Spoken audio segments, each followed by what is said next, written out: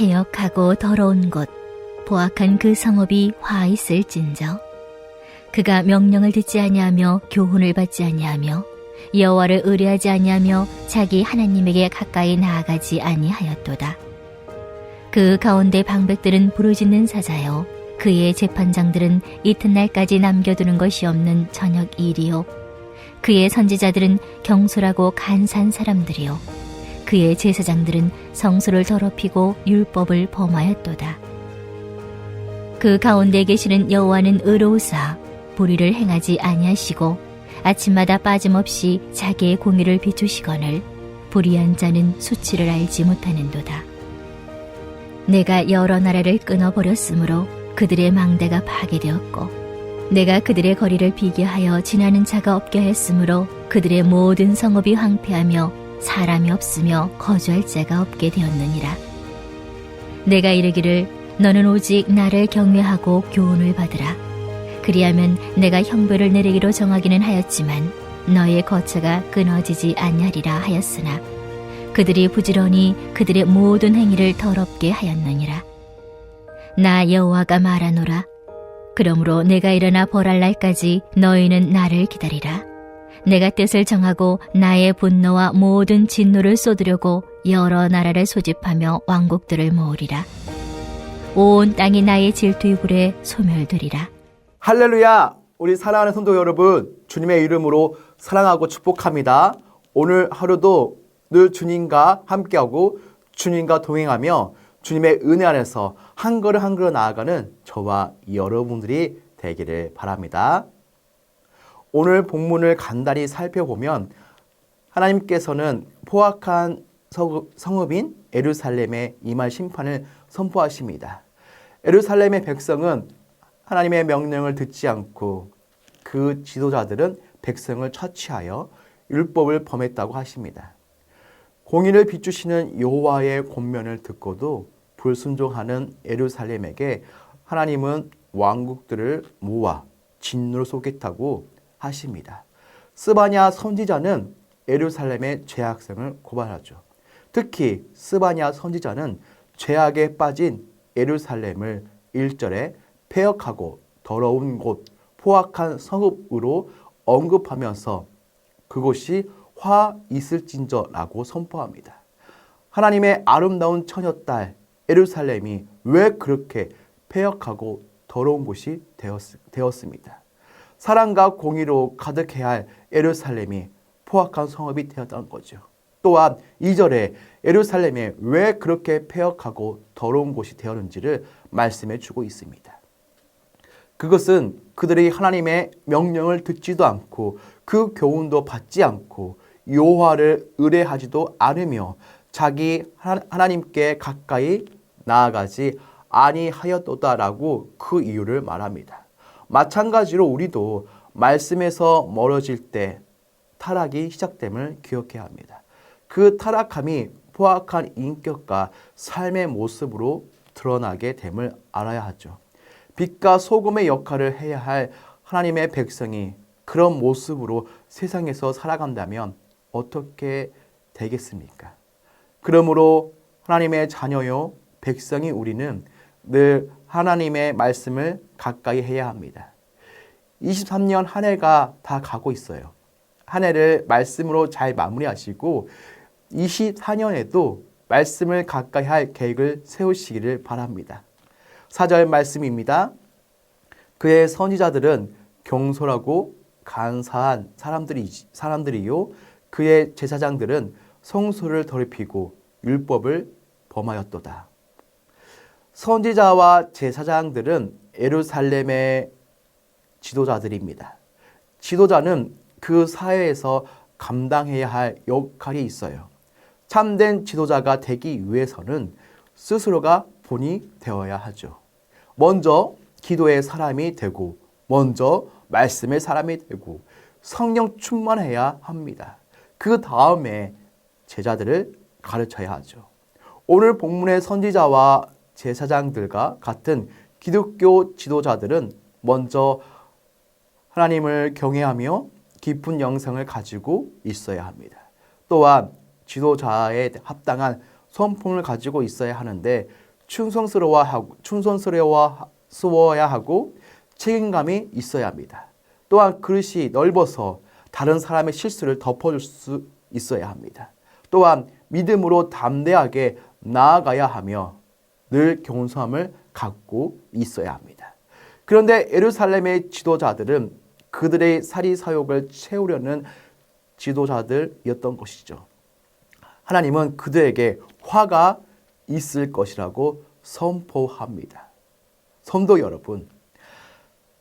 여러분들은 가정과 직장과 교회에서 오늘 예루살렘의 지도자들처럼 약한 자들을 힘들게 하고 포악해서는 안 됩니다.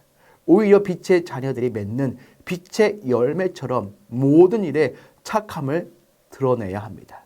또한 내가 그렇게 포악하다면 그 원인이 무엇인지를 조용히 살펴보아야 합니다. 그리고 우리의 인격과 삶 속에서 포악함을 제거하도록 기도하고 의지적으로 노력해야 하죠. 계속해서 스바냐는 하나님을 공의를 비추시는 여호와로 소개합니다. 하나님은 공의를 비추시는 하나님이십니다. 그러므로 예루살렘에 이렇게 폐역하고 더러운 곳이 되었음에도 불구하고 공의를 비추시는 하나님은 그곳에 공의를 비추시기 위해서 그곳을 떠나지 않으십니다. 5절 말씀에 그 가운데에 계시는 여호와라고 말씀하십니다. 이스라엘의 지도자들은 불의하고 포악함에 빠져 있고 이스라엘 백성들은 여호와 하나님을 찾지 않지만 여호와는 공의로우셔서 아침마다 그들에게 공의를 비추십니다. 공의로 비추시는 하나님을 만나는 자는 자기의 수치를 알게 되는데 그렇게 자기 수치를 아는 자만이 하나님의 공의를 통해 자신을 비출 수 있어요. 하나님은 또한 이스라엘에게 여러 이방 나라가 심판당할 것을 보면서 그로부터 교훈을 받고 하나님을 경외하라고 말씀하십니다.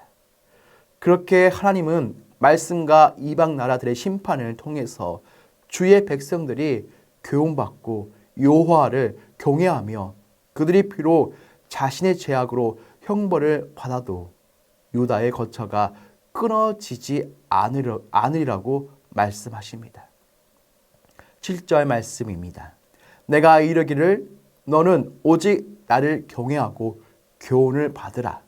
그리하면 내가 형벌을 내리기로 정하기는 하였지만 너의 거처가 끊어지지 아니하리라 하였으나 그들이 부지런히 그들의 모든 행위를 더럽게 하였느니라.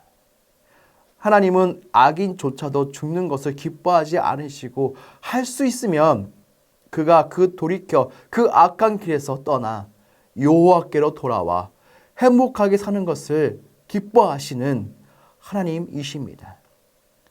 역대하 7장 14절 말씀에 내 이름으로 일컫는 내 백성이 그들의 악한 길에서 떠나 스스로 낮추고 기도하여 내 얼굴을 찾으면 내가 하늘에서 듣고 그들의 죄를 사하고 그들의 땅을 고치리라 말씀하십니다.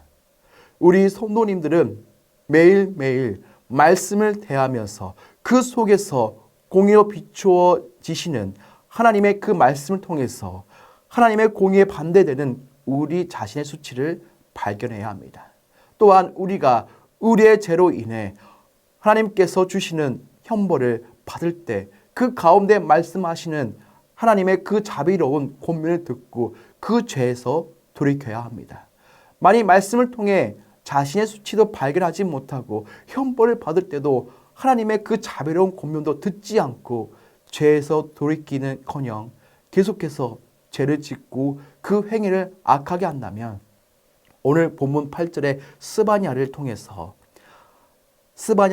하시는 그 하나님의 그 경고를 들어야 합니다. 8절 말씀입니다.